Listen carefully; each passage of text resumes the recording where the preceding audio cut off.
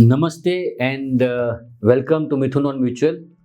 आज एक बहुत इंटरेस्टिंग टॉपिक पे हम बात करेंगे, that is active versus passive fund. आज की तारीख में लॉट ऑफ ऑनलाइन ओपिनियंस होते हैं, प्लस फ्रेंड्स रिलेटिव्स भी कई एडवाइस करते हैं कि भाई इंडेक्स फंड में इन्वेस्ट कीजिए कंपेयर टू एक्टिव फंड, क्योंकि वो सस्ता है, उसका एक्सपेंस रेशियो बहुत कम है। तो इंडेक्स फंड्स है, ईटीएफ्स, तो इंडेक्स फंड से भी सस्ता ईटीएफ होता है, तो बोले आप उसमें इन्वेस्ट करना चाहिए rather than normal active mutual funds. So are this statement correct?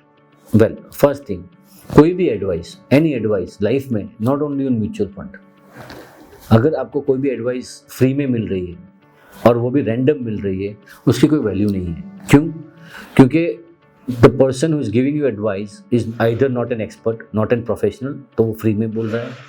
दूसरा, कई बार ऑनलाइन में they don't know you personally, they don't know your risk profile, they don't know your needs, बस एक चीज़ बोल दी।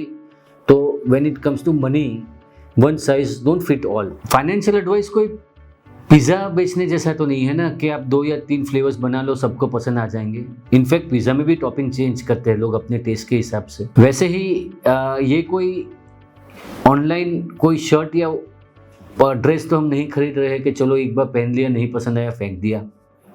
Because in money the time which you lose, वो आपको कभी वापस नहीं मिलने वाला। सबसे लिमिटेड सोर्स पैसा नहीं है, वो टाइम है। Money is unlimited, time is limited. तो please don't waste your time on any random advice and free advice, पहली बात।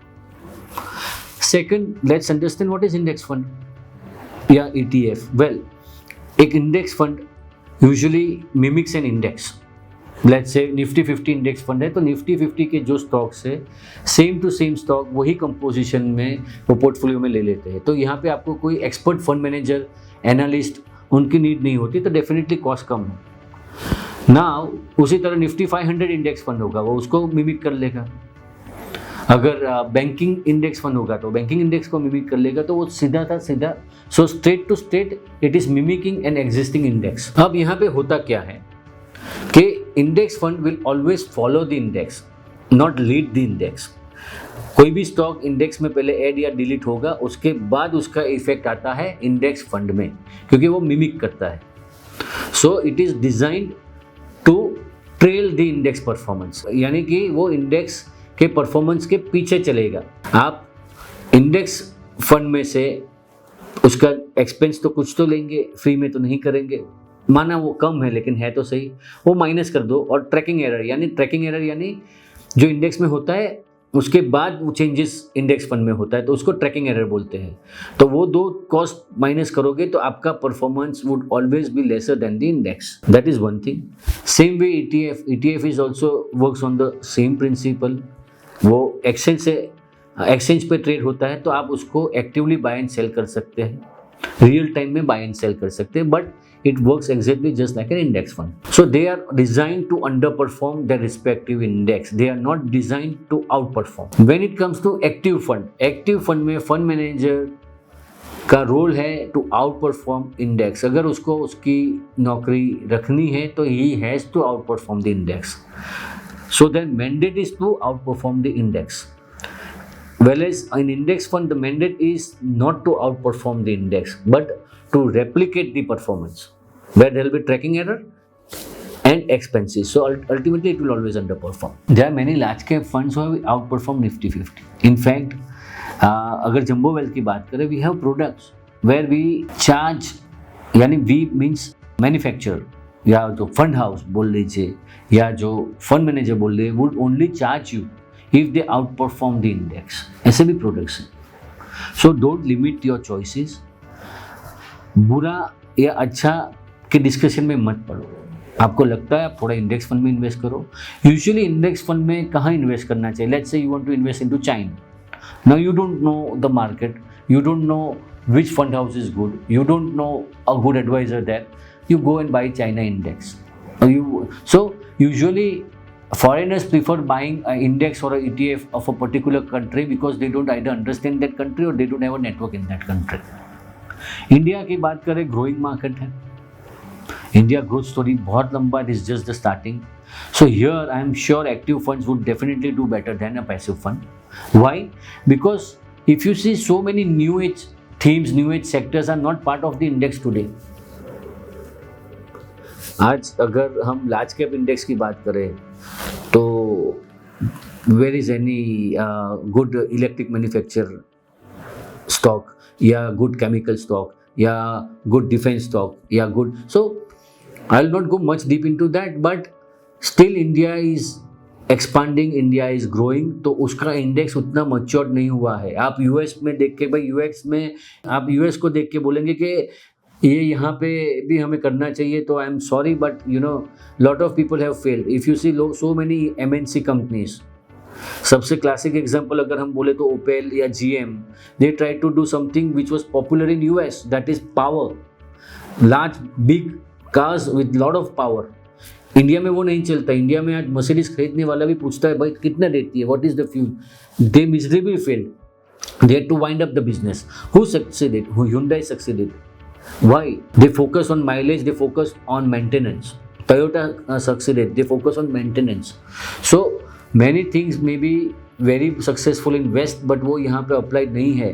So McDonald's वर्ल्ड का सबसे बड़ा QSR है, क्विक सर्विस रेस्टोरेंट है, बट इंडिया में मैक आलू टिक्की बर्गर सबसे ज़्यादा बिकता है, जो पूरे वर्ल्ड में नहीं है. तो आप यूएस में हुआ है तो यहाँ पे सही है, सॉरी म्यूचुअल फंड सही है, लेकिन ये सोचना सही नहीं है. वो मार्केट 100 साल पुराना है, इवॉल्व हो चुका है, काफ़ी मैच्योर्ड हो चुका है, तो वहाँ पे शायद एक्टिव फंड मैनेजर्स को चैलेंज होता है इंडेक्स को आउट परफॉर्म करने का. यहाँ पे वो स्टोरी नहीं है. Then also even in US so many active investors are outperforming. आप वॉरेन बफेट को ले लीजिए, आप जिम साइमंड्स को ले लीजिए. So there are so many classic examples. So don't take a random advice and try to fix it in the portfolio. And cost should not be the only criteria. Yes, important है, cost भी important है portfolio में, but वो सिर्फ alone criteria नहीं है. You will see many active funds जिसका शायद expense ratio ज़्यादा है and they have done better than a low expense ratio active funds. और ऐसे बहुत सारे examples हैं. Important क्या है? Important है आपका risk profile, important है आपके needs, इंपॉर्टेंट है आपका इन्वेस्टमेंट ड्यूरेशन, इंपॉर्टेंट है आपका फाइनेंशियल गोल.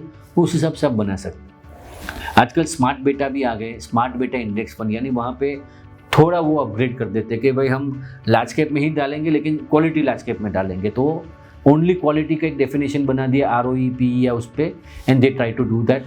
सो इंडेक्स से थोड़ा स्टॉक कॉन्सेंट्रेटेड हो जाता है, so it may do better, but again they are on a very new phase. And somewhere in stock market, some rules may be true for some time, not every time. You have to diversify your portfolio, and there are many active fund managers, fantastic active fund managers who are doing great job. Look into that. After that you feel, you buy, but analyze and then take a call. Active या passive, that is I think a wrong question. I think both are good and both should be the part of the portfolio. In equity investing, there can be two opinions, two different opinions on the same stock, and both can be right in their own time. That is the beauty. Market exists because there are different opinions. So never have a fixed opinion, never have a static opinion, else you may lose lot of money in terms of opportunity cost. अगर recent performance की बात करें, all active funds have done far better than passive funds. Then there will be time when active funds may not do and passive funds. तो ये cycle है. तो anybody can nudge the performance date and show you something and try to convince you on that. You have to identify कि जो भी advice है वो fiduciary आपके benefit के लिए है, आपके हिसाब से structured है, tailored है, या एक random advice है. Well, I hope I am able to make some sense, and I hope you will also apply some common sense. That one size don't fit all when it comes to money and investing. Thank you so much, and see you again in the next episode of Mithun on Mutual. Till then, goodbye.